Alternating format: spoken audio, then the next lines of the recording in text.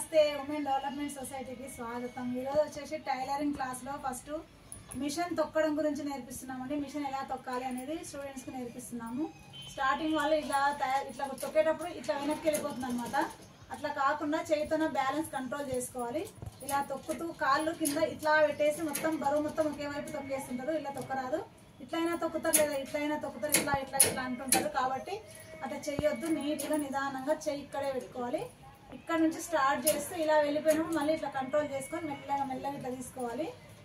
సూదిలో దారం పెట్టి తొక్కడం నేర్చుకోరాదు। సూదిలో దారం ఉంటే ఏమవుతుందంటే వెనక్కి తిరిగినప్పుడు దారం లోపలికి పోయి పట్టేసుకుంటుంది, బాబిన్ డబ్బీలో పట్టేసుకుంటుంది, తర్వాత ఇక్కడ సెటిల్ బాక్స్లో కూడా పట్టేసుకుంటుంది। కాబట్టి స్టార్టింగ్ రోజు మీరు ఇక్కడ మొత్తం చూసుకొని ఇట్లా పెట్టేసుకున్నప్పుడు నీట్గా చేసుకోవాలన్నమాట।